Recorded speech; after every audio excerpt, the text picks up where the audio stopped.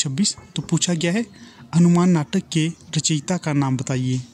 जो हनुमान नाटक है इसके रचनाकार का नाम है हरिदेव राम। विकल्प डी बिल्कुल सही ठहरता है।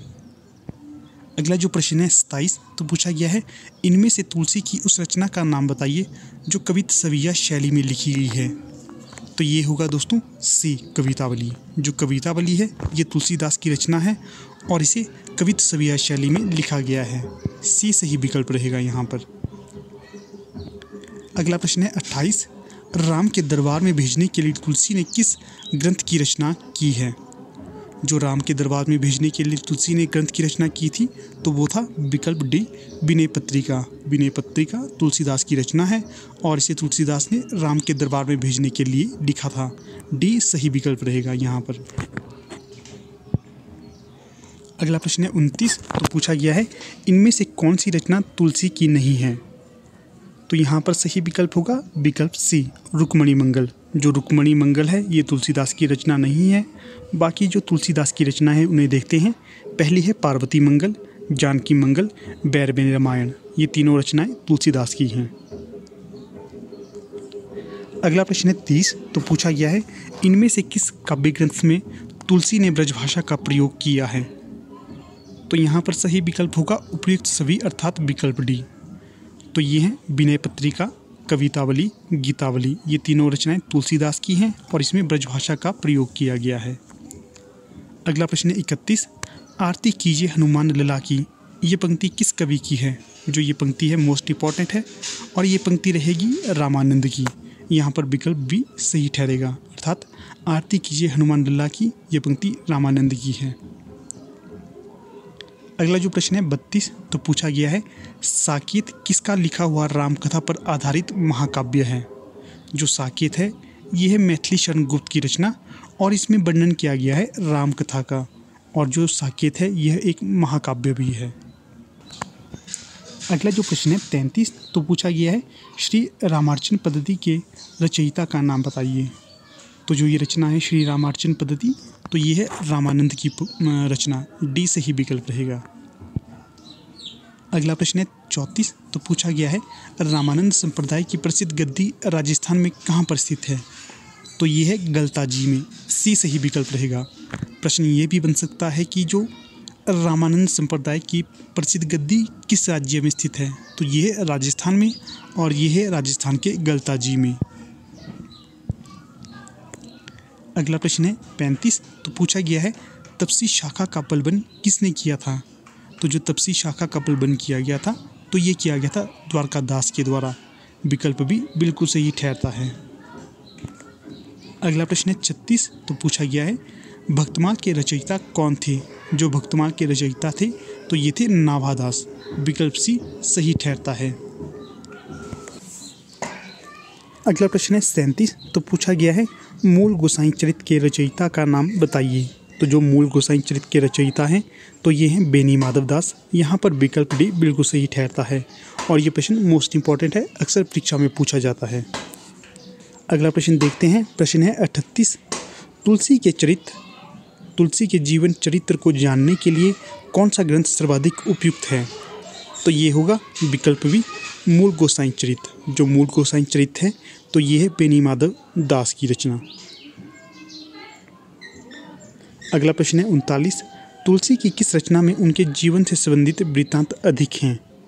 जो तुलसी की कवितावली है उनमें उनके जीवन से संबंधित वृत्तांत अधिक मिलते हैं। तो विकल्प सी सही ठहरता है और ये प्रश्न है मोस्ट इंपॉर्टेंट, कहीं पर नोट करके रखिएगा। अगला प्रश्न है 40 तुलसीदास का समय इनमें से क्या है। जो तुलसीदास का समय माना जाता है तो ये माना जाता है 1532 ईस्वी से लेकर 1623 ईस्वी तक। विकल्प ए यहाँ पर सही ठहरेगा। अगला प्रश्न देखते हैं 41 तो पूछा गया है तुलसी की माता का नाम बताइए। तो जो तुलसी की माता का नाम था तो ये था हुलसी। विकल्प भी सही होगा यहाँ पर। तुलसी की माता का नाम है हुलसी। अगला प्रश्न है 42 आचार्य रामचंद्र शुक्ल ने तुलसी का जन्म स्थान कहाँ पर माना है।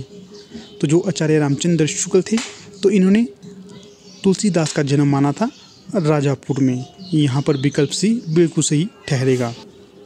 अगला प्रश्न है 43 तो पूछा गया है अस्ति चर्म में देह मम तामी ऐसी प्रीति, ये कथन किसका है? तो ये कथन है तुलसी की पत्नी रत्नावली का। यहाँ पर सी सही विकल्प रहेगा और ये पंक्ति भी मोस्ट इंपॉर्टेंट है। ये पंक्ति तुलसीदास को उनकी पत्नी ने उस समय कहा था जब तुलसीदास अपनी पत्नी से बेहद ज़्यादा प्रेम करते थे और उनके प्रेमवश में पढ़कर वे नदी पार कर उनके घर भी पहुंच गए थे। अगला प्रश्न देखते हैं 44। तो पूछा गया है काशी में तुलसी ने किस गुरु के पास रहकर विद्या अध्ययन किया था? तो ये किया था विकल्प भी शेष सनातन के पास। तो कई बार ये भी पूछा जाता है कि जो तुलसी के शिक्षा गुरु कौन थे? तो ये थे शेष सनातन। और कई बार ये प्रश्न भी पूछा जाता है सिंपली कि तुलसी के गुरु कौन थे? तो तुलसी के गुरु थे नरहरिदास, शिक्षा गुरु शेष सनातन थे। शिक्षा से संबंधित होने के कारण आप याद रख सकते हैं शेष शी, श से आप इसे याद रख सकते हैं। अगला प्रश्न है 45। तो पूछा गया है आचार्य रामचंद्र शुक्ल ने तुलसी के प्रमाणिक ग्रंथों की संख्या कितनी मानी है? तो आचार्य रामचंद्र शुक्ल ने तुलसी के प्रमाणिक ग्रंथों की संख्या मानी है 12। विकल्प भी सही ठहरेगा। अगला प्रश्न देखते हैं 46। तो पूछा गया है इनमें से तुलसी का समकालीन कौन थे? जो तुलसी के समकालीन थे तो ये थे रहीम, नंददास, सूरदास, उपयुक्त सभी। विकल्प डी बिल्कुल सही ठहरेगा। रहीम, तुलसीदास, रहीम, सूरदास और नंददास ये तीनों तुलसी के समकालीन थे। अगला जो प्रश्न है 47। तो पूछा गया है बड़बे रामायण की रचना तुलसी ने किसके आग्रह पर की थी? तो जो बड़बे रामायण की रचना की थी तुलसी ने तो ये की थी रहीमदास के आग्रह पर। यहाँ पर विकल्प भी बिल्कुल सही ठहरता है। अगला जो प्रश्न है 48। तो पूछा गया है तुलसी की गीतावली किस कवि की रचना से प्रभावित है? तो जो तुलसी की गीतावली है तो ये है सूरदास की रचना से प्रभावित। यहाँ पर विकल्प भी बिल्कुल सही ठहरता है। कई बार ये प्रश्न भी पूछा जाता है कि गीतावली किसकी रचना है? तो जो गीतावली है ये तुलसीदास की रचना है। अगला जो प्रश्न है 49।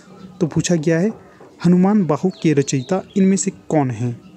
तो जो हनुमान बाहुक के रचनाकार हैं तो ये हैं तुलसीदास। विकल्प डी बिल्कुल सही ठहरता है।